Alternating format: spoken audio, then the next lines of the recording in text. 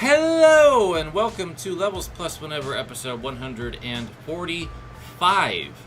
And this episode comes about because Taito has announced a new Egret II Mini expansion, Arcade Collection Part 1, which will have its new mission, because it's not the same as Arcade Memories 1 through 3, and the games featured on July 17th on the Famitsu stream. We will be live reacting to that, as we always do for Taito Egret II Mini announcements.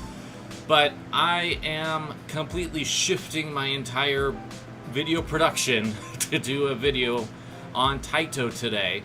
So we're going to be talking about the 80 games already on the Egret II Mini and ranking those, on top of trying to figure out what might be on this new set of games. So let's go ahead and jump into the ranking first. Alright, welcome to the Egret II Mini 80 game ranking.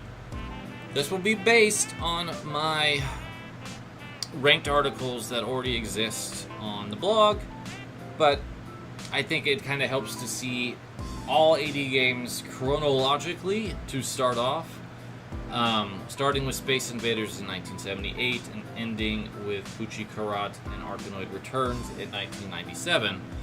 Taito did a lot, as well as licensed some pretty decent games over the years.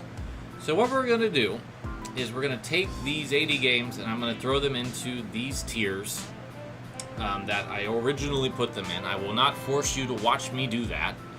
And then we will talk about why I think they're winners, okay or sorry, in a little bit more detail. And then we'll jump into the speculation part of the video where we try to figure out what in the world Taito's thinking. So let me put this on pause and get these all organized based on my original rankings, and then we'll talk about all of them. Okay, I have done the ranking based on what I've already done.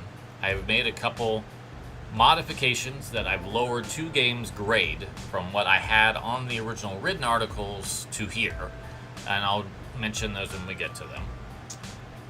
I do feel that I do need to plop a slight disclaimer here that if you come to this video and you have not invested at all in the Egret II Mini and this video piques your interest, I'm going to apologize in advance, because it is extremely difficult to get into the full breadth of what the Egret II Mini has at this stage, summer 2025.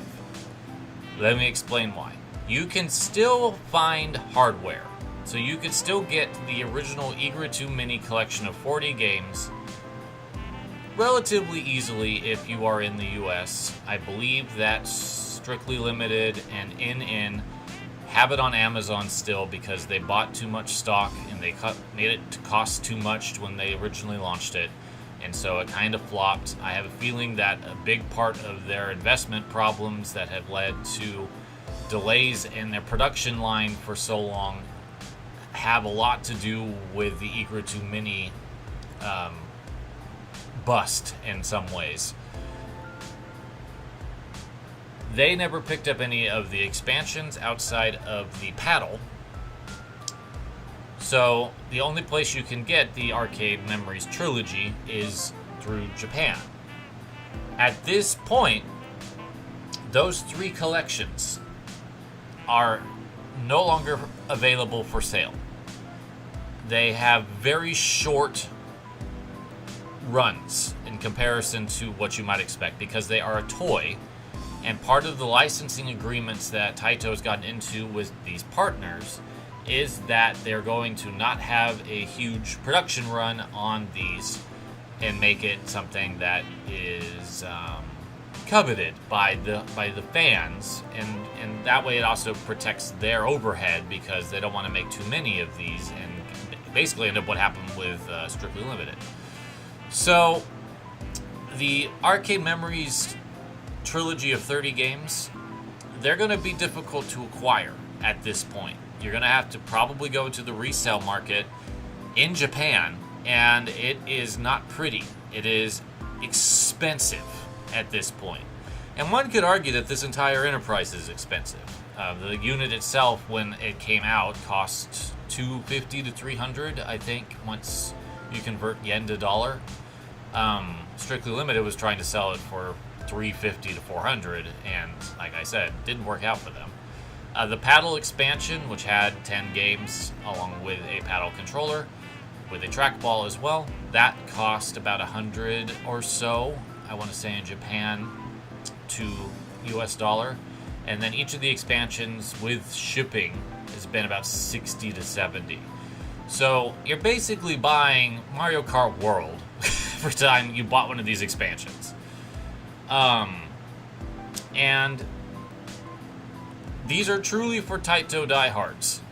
So Arcade Memories 1 is probably the most friendly expansion out of the Arcade Memories, but the other two are definitely more niche and obscure, and I would argue that the quality level went down as the series went on. That's not necessarily a blight on it, because overall I think that some of the games they've chosen were absolutely fascinating. Even if they weren't mechanically working for me, I think everything that has been on the Egret II Mini has at the very least been fascinating. So even these games in the bottom tier are fascinating in their own way. Taito just has a very unique approach to video game design and aesthetics, and the way that their games feel is very, very distinct. With all that being said, let's talk about the games that I consider are in the sorry tier. Sorry tier are games that really did not work for me. Maybe they will for you, but either mechanically I don't enjoy playing them, or I don't understand them. That's primarily the case of the last game on this list. The rest of these, there's just a mechanical reason why I don't like it. Clack and Pop, primarily the flipping from the ceiling to the floor is very janky to me. I don't like the way that feels. It feels very haphazard when you are trying to do precise movements to avoid enemies.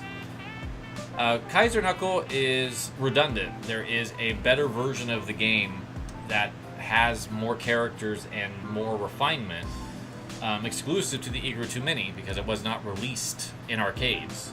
Don Kuga, right up here. Legend of Kage, to me, feels too loose and slippery. Kage is just way too wild to control. I also am not the hugest fan of using up as a jump in an action game, personally. I would rather have a button. Lupin the Third, really easy to get stuck on a wall. And in a maze game, that is like death. So that's the big reason why this is down here. I think it's really cool that Taito licensed Lupin the Third to be on the Egret II Mini original. But it's just, to me, the fact that there is no slide when you get to a corner, you'll just stop. And that just really is a deterrent to the gameplay as a whole. Ruston Saga is just clunky to me. I don't enjoy the moment-to-moment action in Ruston Saga. Some people really do, and I'm happy for them. I've just played games that feel better to me, personally. Violence Fight is an early attempt at fighting games for Taito. Most of their attempts in the genre are certainly interesting.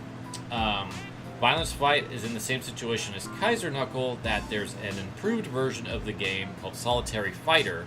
Unfortunately, that is not on the Egret II Mini, but it is on Arcade Archives, and I believe Taito Milestones 2 for the Switch, if that's something that interests you. But to me, outside of the big sprites, this game just feels terrible. It's not responsive in a way that I would like my fighting games to be. And I feel like Typhoon Gal, released years earlier, felt better. So that's my opinion there. Return of the Invaders is just aesthetically ugly to me, and it doesn't feel good, and it's got some cheap gameplay elements. So in terms of a proper follow-up to the iconic franchise, I don't like it. Space Invaders in '95 is a much better take on the series after the original. Metal Soldier Isaac 2, mechanically, I don't fully comprehend. You are a mech until you get hit, and then you're a little vehicle that doesn't have the attack options of the mech, and I don't really know if you can power back up into the suit, but you are in a real big disadvantage if you are not in the suit, and it doesn't take much to get out of it. So I didn't really enjoy the moment-to-moment gameplay in that, and I don't understand Rumble Lumber. I think the ideas powering it are more advanced than 1984 Taito's devs were able to convert. Knocking down trees, but trying to not knock down too many trees to chase after a pterodactyl, dragon thing, and avoiding enemies, and you only can attack by pushing stuff around. It's weird. It's a very weird game that I didn't understand. And I wish I did, but I don't. We have a lot in the OK tier, and let me talk about the two that got demoted. I demoted Cloudmaster, was one of them. And I think Return of the Invaders was the other one. Cloudmaster was in the winner tier when I originally wrote it, but when you compared Cloudmaster to every other shoot 'em up that is in this tier or higher, it's really only got the mythology angle, and graphically it could have done more with it than I think it does with the backgrounds. I understand the vibe they were going for, and it plays well enough, but there's just so many shoot 'em ups in this winner tier across all of the Egret II Mini options that it couldn't continue to be in the winner space in a grander comparison of everything. Alright, so let's talk about the OK tier. Kadash attempts to incorporate some RPG elements into an action game. It's kind of successful.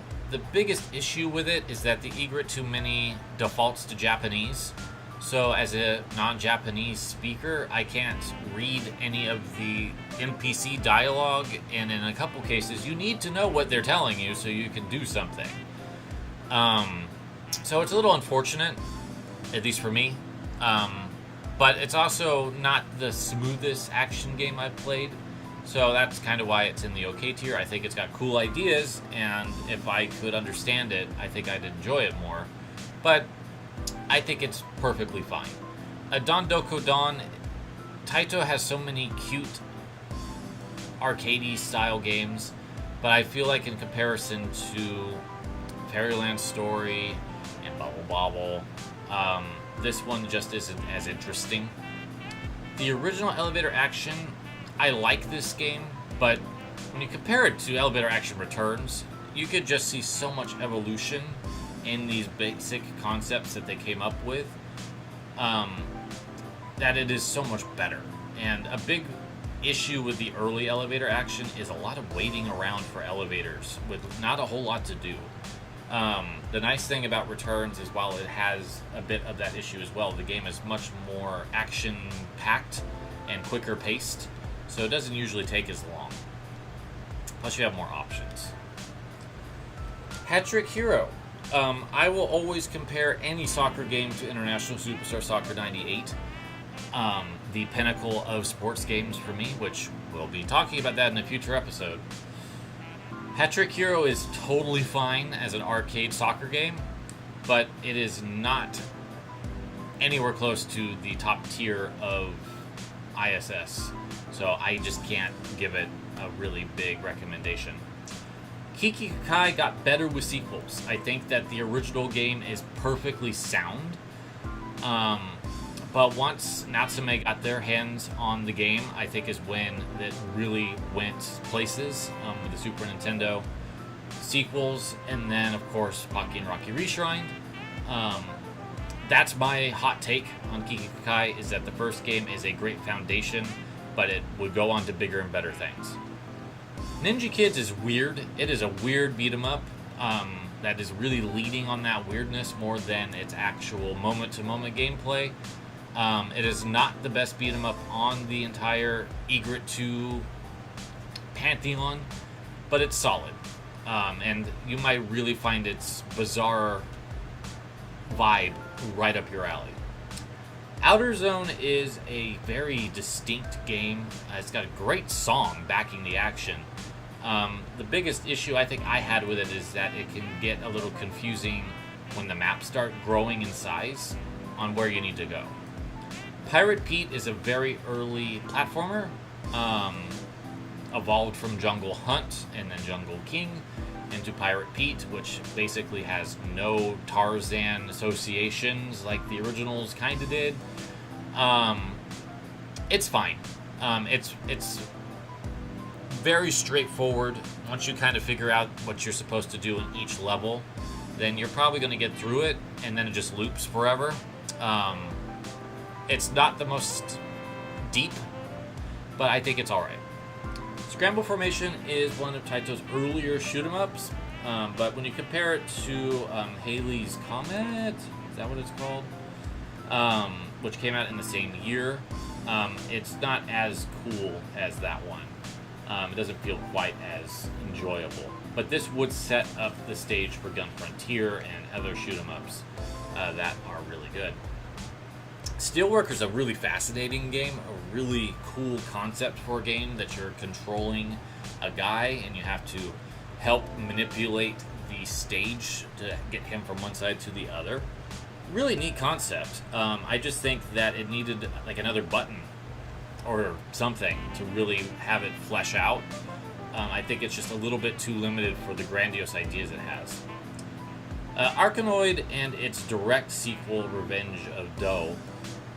I like Arkanoid Returns the most out of the three on the paddle controller. These two are fine Breakout clones that basically begat another bunch of Breakout clones. And out of all of the clones of Breakout, Arkanoid is the most successful.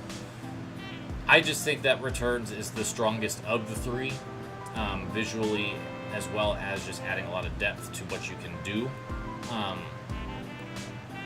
That's basically it. I think that they're perfectly fine.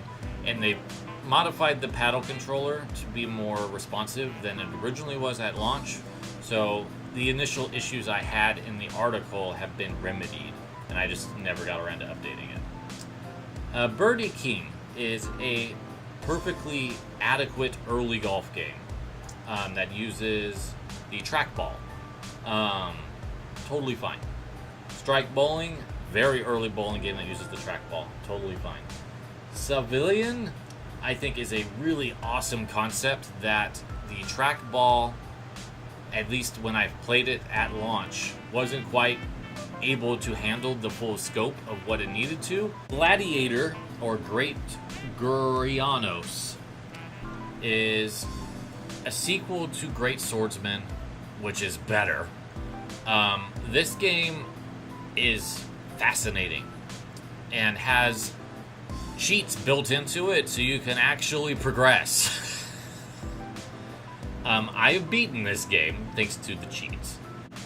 It's just, mechanically, I think that it's trying to swing really high and take the really good feeling gameplay that was in Great Swordsman and try to adapt it into more of an action-y game, and it kind of works and it kind of doesn't. Riding Fight is ambitious. It is a beat-em-up game that you are also racing on a board in the future, and it's really cool, but it's hard to parse what's happening in a lot of it. I do recommend at least trying it because it's really unhinged in the best ways, but I have a hard time keeping track of where my character is and avoiding damage. Slap Fight is the lowest ranked of the Toho Plan shooters that appeared on all of these systems. Mainly because it's the earliest one. I think that it's an important game to include, but at the same time, I feel that the other games that we have from Toho Plan are just better. I forget the full name of this, but it was known as Thundercade here. It's a pretty okay shoot 'em up with a good gimmick of having a motorcycle add sidecars with different abilities as you drive. And there's some mild environmental destruction and all that. I just feel like Seta had a really ambitious idea and not the time to make it really sing. Wardner is a fascinating Ghosts and Goblins but with a little bit more platforming and not as good of controls. Yu no Quiz de Go Go, I can't put it in sorry. It's a quiz show. It's all in Japanese. It's a miracle it's here. The host has basically become a recluse since her days as an idol, and Taito had to really do some negotiating to get her to be on board with reappearing in it. I think that it's really awesome that they went and made that effort to make it happen, because this is a notable quiz game in Japan.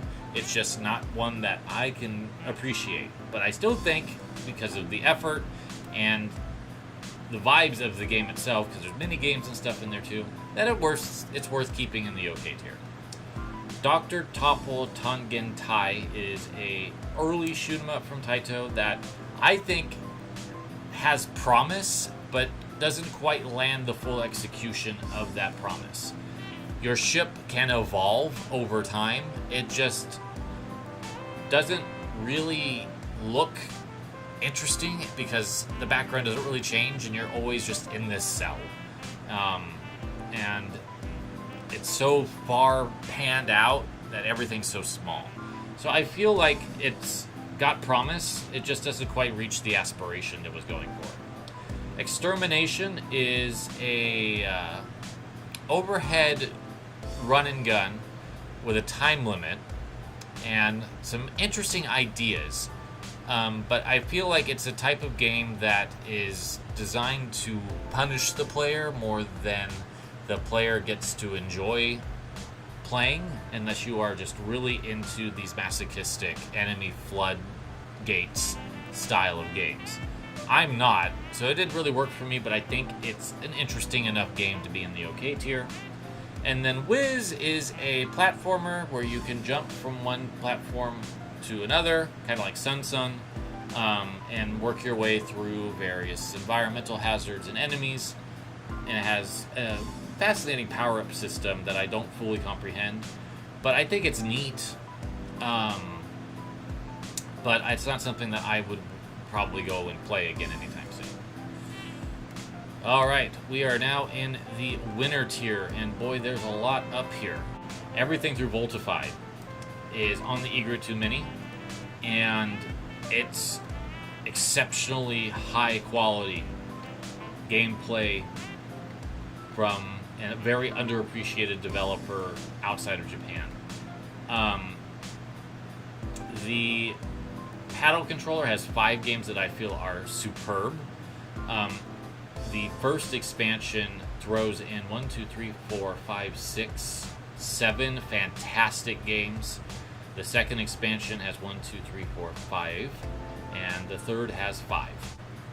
Adventure Canoe is perhaps the most surprising game on this list outside of Top Landing, which I'll explain when we get to the very last game on this list. Adventure Canoe is an overhead game where you are in a canoe and you're just racing around, but it just feels good. The concept is very distinct and unique. It's kind of like Tubin, but I like this a lot more. I think it's worth checking out if you want an early racing game with obstacles. Do I need to get into Bubble Bobble, being one of Taito's most iconic franchises, and all 3 of them are worth playing.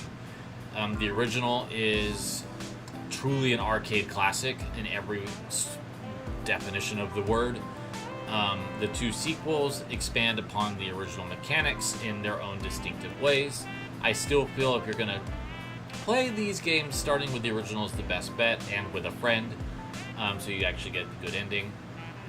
Dankuga is Taito's most successful fighting game effort outside of arguably Psychic Force, which I have not played. But at least in the 2D realm, It is leagues ahead of Violence Fight and Dino Rex. It also topples Kaiser Knuckle, which is what this is a refined version of, by adding a couple more characters and making the special motion inputs more responsive and just generally feeling better. Darius Gaiden is the sole representation of Taito's most iconic shoot-'em-up franchise, not named Space Invaders, and it is a really good one. There's not really a bad Darius game out there, and this is a fantastic game all the way around. It must have been firing on all cylinders in '94 over at Taito, because we also have Elevator Action Returns, my favorite Taito game of all time, one of my favorite video games of all time. It's in my top 10. I think this is one of the greatest arcade action games ever conceived. It looks fantastic. It has a wonderful jazzy soundtrack that matches the action really well. Controls like a dream. All three characters have their distinctive ways of playing through the game. Fantastic game all the way around. Fairyland Story predates Bubble Bobble and kind of launched the Taito cute platformer action maze game concept, and it's fun. I really like it. It does things a little bit differently than Bubble Bobble. I believe you transform enemies into cakes and then you push them off. But I like it. I think it's a good concept. Gun Frontier is a fantastic looking and playing shoot 'em up, vertical style, that's absolutely wild and bananas, and would kind of set the stage for games like Metal Black in the future to just really go ham on wild concepts and ideas of visuals. Halley's Comet is a really good early shoot 'em up from Taito that I quite like. It has a nice tense balancing element with you having to save the planet and a time crunch because of that. Liquid Kids is a sequel to the New Zealand story in a way, and is fun in its own right. It's very cute, has different mechanics, so it feels unique from its predecessor, but at the same time is very inspired by it. I highly recommend checking that one out.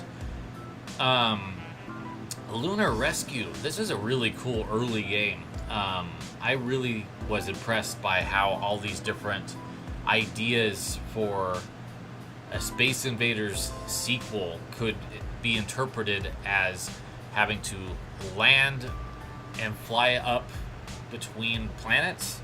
It's kind of a neat concept. Metal Black. I need to actually beat this game because I just keep getting overwhelmed by how cool it is. Oh man, Metal Black is it is to me a trademark Taito game, and it's a spin-off from Darius, but it stands on its own and is, I don't want to spoil anything. You should just play Metal Black. You can get it on Switch too if you don't want to invest in this entire Egret II Mini enterprise. You can get it on PS4, you can get it on Xbox, you can get it on all kinds of things. Please play it. The New Zealand story, as I was saying a little bit earlier, is a cute platformer where you're a little Kiwi running around trying to rescue your girlfriend, and despite the sexist damsel distress trope, is a really good time. Puzzle Bobble 2 X, otherwise known as Bust a Move Again in North America, one of the defining puzzle games of the 90s. What more can I say? I mean, it rivals Tetris in terms of popularity because it does something that then was ripped off almost as much as Tetris was. Kicks. I love this game. I consider this a survival horror game because it is one of the most intense games I've ever played. Even though it came out in 1981 and has what could essentially be called vector graphics, it's so scary trying to make your section complete before the kicks or the sparks hit you. So good. Ramus is a maze arcade game with shoot 'em up elements, and actually a rather fascinating way of delivering story. and it's got a banger of a main theme. I think it is underappreciated and is a game that deserves more people's attention. Rainbow Island Extra, continuing the cute platformer trend. This is Bub and Bob from Bubble Bobble reverted to their human forms, but still trying to rescue their girlfriends. Extra is neat because it incorporates some other Taito properties into the levels like Darius and Kiki Kakai, so it's just kind of a nice expanded way to appreciate that game. Ray Force, visual tour de force of their 2D hardware, an incredible shoot 'em up that is awe-inspiring to look at. I highly recommend playing that. Rune Arc, or Growl, is one of Taito's best beat 'em ups. It also has a really fascinating theme of you're going after poachers, which eventually becomes an alien sting operation. I love Taito. I love Taito's just absolute unhinged way of approaching games sometimes. Space Invaders, their most iconic game, the game that basically resuscitated arcades in 1978 after Atari's initial attempts with Pong and such. One of the true legends of the arcade scene. Still iconic game with a wonderful balance of tension. Highly recommend checking that out if you've never played Space Invaders. Tatsugen is also known as Truxton. It is a fantastic space shoot 'em up by Toaplan. And then there's Twin Cobra, which is a more grounded helicopter-based shoot 'em up. Both of them are fantastic and well worth checking out, and were well worth the inclusion on the original Egret II Mini. And Voltified is kicks, but with fancier graphics and a little bit more variety aesthetically, as well as I think you have a chance to shoot things, if I remember right. It's been a while since I've played Voltified, but it's a pretty cool game. I just like Kix' aesthetic a little bit more because it really just has this terror with the audio that Voltified does not. I've been calling it Voltified the whole time. It's Voltified. Moving on to the paddle expansion, Arkanoid Returns is the best feeling, playing, looking, sounding of the franchise. It's also one of the later games included on this entire enterprise of the Egret II Mini from 1997. I think it's definitely the best of the three. Camel Try is one of my secret favorites of Taito's. What if we have a maze game, but instead of you controlling the character, you control the camera? So instead of you controlling the ball rolling around, you control the camera spinning around so the ball can get through. What a wild idea, and it's so well executed. And with the paddle controller, you can actually play it the way it was intended to be played. Really cool game. Marine Date. Now, we had Birdie Try, or whatever they called their golf game down here. What if we took that game and we made it aquatic themed and blow your mind with how fascinating you can take a golf concept by sticking it underwater with hazards and enemies and mermaids and make it into something truly exceptional. And I believe this is a trackball game, just feels really good. So much better than the actual golf game that was also included. Plump Pop is a fun paddle game where you bounce things up in the air, and you want to keep them up in the air versus popping them like in most of the other puzzlers that appeared on this collection.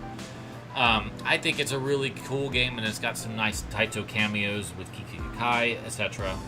And then Pucci Karat is a visually luscious game with animated backgrounds and super detailed characters interacting with you as you play. It's kind of like if you took Bust-A-Move / Puzzle Bobble and combined it with Arkanoid and just gave it the hugest anime blow-up that you ever could. It's a wonderful game. Moving into expansion or Arcade Memories 1, Cleopatra Fortune is my favorite Taito puzzle game and one of my favorite puzzle games of all time. I think that in terms of the drop-down concept, having to basically capture the things you need to get rid of by surrounding it on all sides is ingenious. I love that. It gives so much more depth to me than just plopping pieces down and having them disappear. Apparently I need a little bit more depth in my puzzle games than just dropping stuff down. I do prefer tossing things up, and I do prefer games that you like Sega Swirl. But Cleopatra Fortune is my favorite drop-down puzzler of all time and is worth Arcade Memories 1's asking price by itself. But thankfully, there's a bunch of other great games there too, like Lightbringer or Dungeon Magic, I think was what's its localized name, which is an isometric, arcadey beat-em-up with role-playing elements that is really fun and just has this really cool vibe about it. I really like it. Inkuridon is a fantastic-looking shoot-em-up that kind of gets lost in between the Dariuses and the Rayforces, but deserves to be in the same breath as those. Really, really visually impressive game that controls quite well. Great Swordsman is another one of those surprising games that I wouldn't think I would be that enthusiastic about, but the fencing feels so good. I wish I understood Kendo so I could enjoy that one as well. But as someone who used to fence, I love the way the fencing feels in this game, and I wish that there were more games that felt like it. Grid Seeker is a bit of a follow-up to Gun Frontier in that aesthetic, and it is as wild as that, but with a sci-fi twist instead. Really good. Pulirula, best beat-em-up that Taito ever made. Hands down. Wild, unhinged. Taito as hell. Love it to pieces. Twin Hawk, really cool follow-up to Twin Cobra. I think that it's a little bit better, but it's a fantastic Toa Plan game. We're now in Arcade Memories 2. Crime City, spin-off from Chase HQ. Why hasn't Chase HQ been on an Arcade Memories Egret II Mini release yet? We'll talk about that later. This spin-off is a really good Shinobi Rolling Thunder-like. It also has a Taito story attached to it, which is absolutely bonkers. Really cool game. Twin Cobra 2. This is a follow-up to Toa Plan's Twin Cobra, but by a team that was founded by Toa Plan developers that left the company because it was starting to go bankrupt around 95 and wanted to make a visually stunning game, and Taito basically footed the bill, and then they had to work really hard to get the licensing straightened out for it to reappear here. I'm glad they did, because it is probably the best of all of the Toa Plan adjacent games on all of the Egret II Mini options. Night Striker, really cool behind-the-back Star Fox Panzer Dragoon-like shoot-'em-up, with really impressive scalar technology that you can kind of see the evolution of in the third Arcade Memories with Aquajack and Galactic Storm. But I think Night Striker is the best overall feeling of those three games. But I'm really glad that all three of them did show up, because they're all cool in their own ways. Night Striker, however, was the selling point for Arcade Memories 2. Is about to have a new game from M2, Night Striker Gear, coming out soon, as well as a collection, Operation Night Strikers, with this and the Operation Wolf trilogy. Operation Wolf is a light gun game, but there is no light gun for the Egret II Mini. Instead, you can either get a cyber stick, which is extremely expensive, and I wouldn't necessarily recommend it, but the way that they implemented the controls for the standard Egret II Mini is ingenious. It feels incredible. You wouldn't think that controlling a crosshair with a arcade stick would replicate the light gun game well enough, and it actually kind of does. I don't know how they did it, but it's worth putting in this winner tier because of that extra effort that they put in to make it work. Wyvern FO is a very simplistic shooter on its mechanics, but it's here in the winner phase because this game shouldn't be here. This game literally should not be here. You know why? They use mirrors to create a sense of depth. So when you play this actual arcade cabinet, the sprites are overlaid on top of a background that is reflected through mirrors. So everything just comes together to give it a 3D look and feel, even though it's 1985. And they managed to replicate that experience on the Egret II Mini and Arcade Memories 2 for this. And it looks so neat that they managed to pull off the same incredible physical graphics techniques, all digitally. So that's why it's here. It's just visually stunning to look at. And then with Arcade Memories 3, Space Invaders 95 is my highlight of that entire collection. It is my favorite Space Invaders game. It is so fun and kooky. It's basically the Parodius of Space Invaders, and it's fantastic for it. I love it. Aquajack and Galactic Storm I'm going to talk hand in hand because they're very similar. Galactic Storm takes what Night Striker did and adds a sci-fi space layer on top of it. It is intense. It's a little hard to parse, but it is really cool. Aquajack is a hovercraft game, so it's a little bit less of your ship can be anywhere on the screen. It's really just going to be down below, but it still looks really impressive. It's still fun to play, and it is somehow Ninja Warriors adjacent. And at the moment, the only thing from Ninja Warriors represented on the Egret II Mini. Mr. Do is a licensed game from Universal Entertainment, and it is a rival to Dig Dug, and it is a good rival to Dig Dug. It does things a little bit differently, and I think that its worth is very apparent. It is a very successful arcade game of the time. And it's cool that they managed to get the licensing sorted out because Taito only briefly released this. It wasn't really their game for all time. So I'm glad that it showed up. Last but not least, and which is good because my voice is starting to die, Top Landing. It is a flight sim from 1988, all 2D, using scalar technology to try to replicate the experience of landing a plane.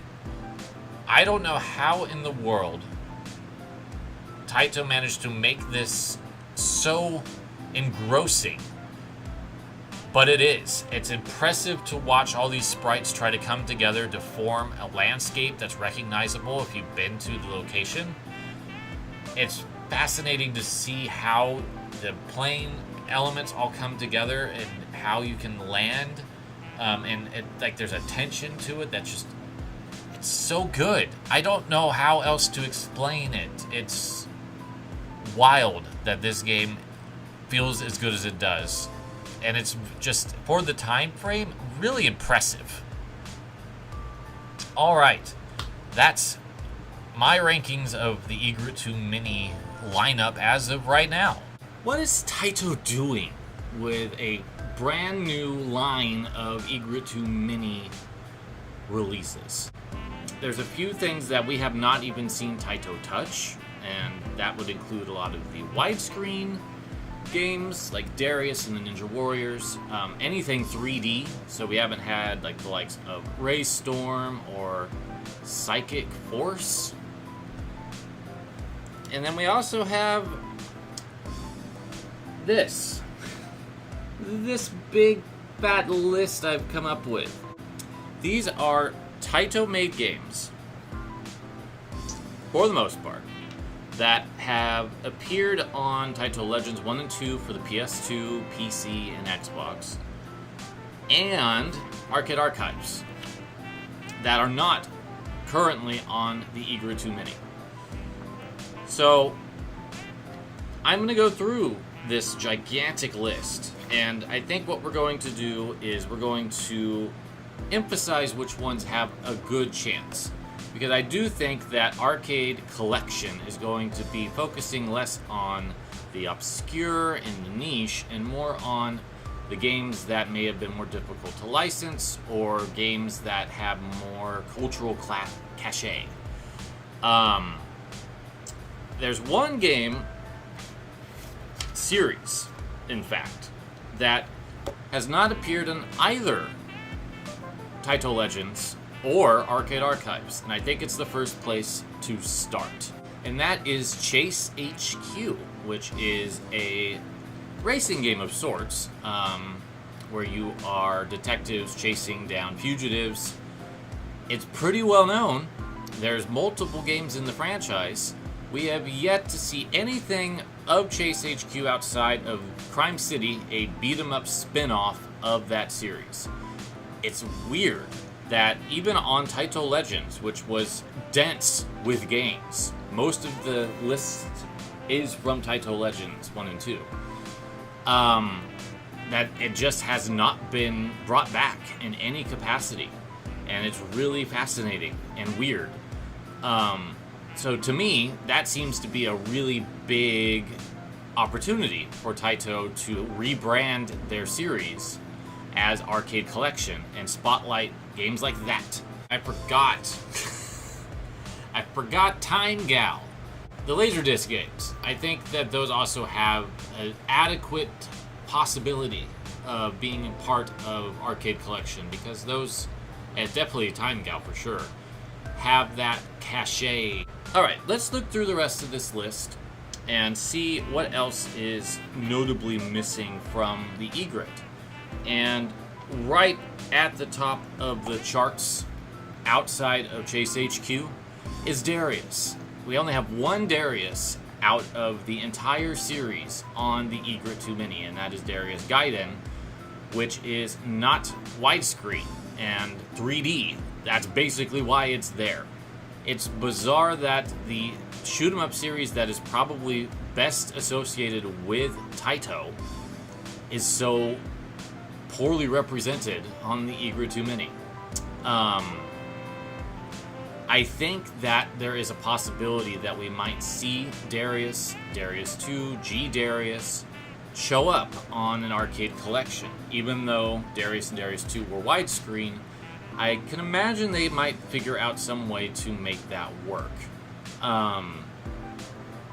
We'll have to see, but that does seem to be one of the bigger missing pieces. Another pretty big franchise for Taito that, again, is widescreen is the Ninja Warriors. Perhaps not the best version of that franchise, the original arcade, but it is still a pretty important landmark title that did pretty well for Taito. And then, of course, would go on to inspire Natsume Atari to make the Ninja Warriors again on the Super Nintendo, which is much better in terms of overall quality, and then on to Ninja Warriors once again by Tango Project, which is one of the best beat-em-ups ever made. Ninja Warriors was also ported to a few places, Sega CD, I want to say TurboGrafx 16 PC Engine. So it is possible to try to get this to fit on a regular monitor. We'll see if that's something that they're considering doing with some of these widescreen games. The last widescreen game I really want to talk about, and another franchise that has barely been represented, is Rastan. We've only had the original Rastan Saga on the Egret II Mini. Nastar Warrior, or Rastan 2, has not made it. And then Warrior Blade, Rastan 3, has also been absent, although that one is a widescreen, so that one's a little bit more understandable. It would be nice to get a little bit more of the Rastan franchise on the Egret II Mini than we currently have. A couple others that I think are pretty notable from Taito Legends is a couple Space Invaders games. It was great getting Space Invaders 95 on the third expansion, and then was it Return or Revenge? Gotta find it. I think it's Return of the Invaders in 1985. That also made the second expansion, and then we of course had the original Space Invaders on the original release of the Egret. But there is a lot of more spin-offs. There's Super Space Invaders 91, there's Space Invaders DX. We can certainly do a lot more with the franchise, and especially if we jump a little bit into the future, so to speak, from 1997, and get into possible 3D interpretations. And of course that is Taito's franchise, so it would be kind of important to catch that. Looking through the rest of the list, because there's a lot here.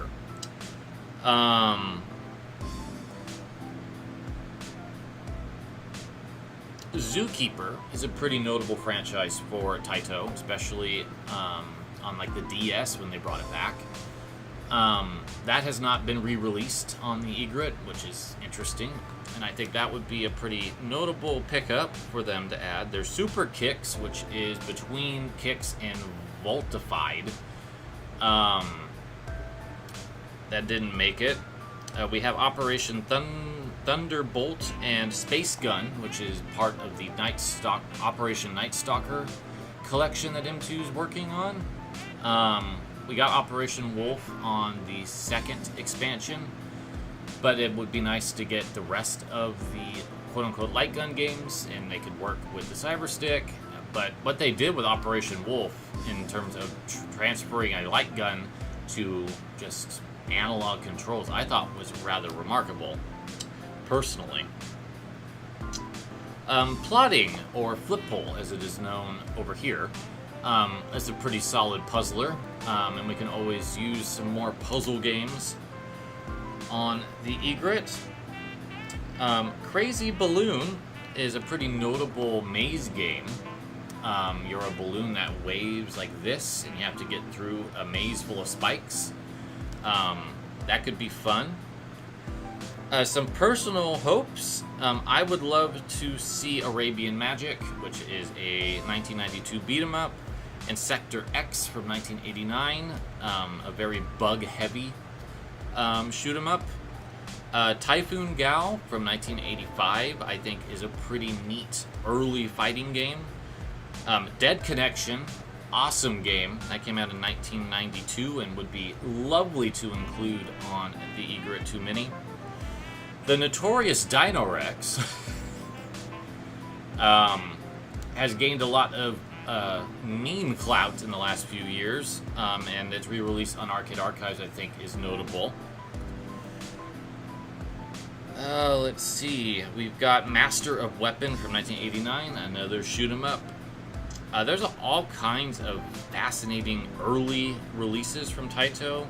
There's Sea Fighter Poseidon, Space Cruiser, Space Seeker, the 10-star Time Tunnel.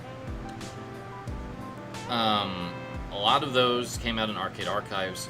Another big one is Frontline, one of the early representations of Run and Gun. That came out in 1982, and it kind of set the stage for Capcom's Commando and SNK's Akari Warriors. That one I think would be important to include on a collection. A Bonsai Adventure and Kuri Kinten are two action belt scrollers types of games that would be kind of neat to include. 3D wise, we've got Ray Storm and Ray Crisis. We've got G Darius, Darius Blast, which might be a little bit too late. Psychic Force, a really interesting 3D flight-based fighting game. That would be kind of neat to include. I don't know the rest of Taito's 3D output quite as well, but I think that some of those would be definitely something to consider, especially since they've been re-released. We could see more Bust-A-Move / Puzzle Bobble, because there was a whole slew of those outside of Puzzle Bobble 2X, which is what is on the Egret II Mini currently. This could be something completely different. This could be Taito going, hey, we've released everything we want to. Who wants to release games on the Egret II Mini through us? Type of situation. It could be re-release situation. It could be like their games that didn't require licensing shenanigans repackaged, so that way people that missed out on the Arcade Memories series gets a chance to pick them up again. That would be like including things like Lightbringer and Gekiridon and Space Invaders 95 and Cleopatra Fortune, stuff like that. I wouldn't be surprised to see some of the peripherals be brought back, particularly the paddle, which would include those 10 games again, and I don't think there was any licensing issues with any of those. I don't think we would probably see any of the Toll Plan games or the SETA games or anything else that was licensed come back in those collections, because it just would kind of defeat the purpose of the original licensing agreement, which was these are very limited releases. So that would eliminate things like Mr. Do and Wiz and Twin Cobra 2 and Grey Swordsman / Grey Goranos. Just have to look at that font to try to decipher it. Wardener, Slap Fight, stuff like that. We'll just have to see. If I had to pick 10 games off of this gigantic list that I would like to see the most out of everything, I think having Darius, Darius 2, and G Darius all together would be great. I think having Ray Storm and Ray Crisis would be great. Personally, I really want to see Arabian Magic and Warrior Blade, and Sector X, Dead Connection, and Plotting, honestly, because it's a different type of puzzler. So those would be the 10 games that I personally would pick. And then, of course, if Chase HQ showed up, I wouldn't complain. I'm not the biggest fan of driving games, as you will find out very soon when I get that video up. Anyway, let's go ahead and wrap it up here, because I feel like I could just keep spinning wheels about Taito because I really enjoy their output. But I think that we've had enough time to espouse the joy of Taito, and we'll have a reaction to the announcement around July 17th. It's going to probably be more like July 18th or 16th at like 4 a.m. I don't know. It gets weird with time zones in my brain. I'll check it out, though, and we'll have a live reaction posted as soon as possible. Taito reactions are actually one of my better performing videos on my channel, so I really like talking about Taito and all that, because there seems to be some resonance there with the Taito heads on YouTube. So, hello everybody. I'm glad that you enjoy what I do. Okay, we'll see you in the near future with more stuff. Thank you for joining me today. Have a great day and take care.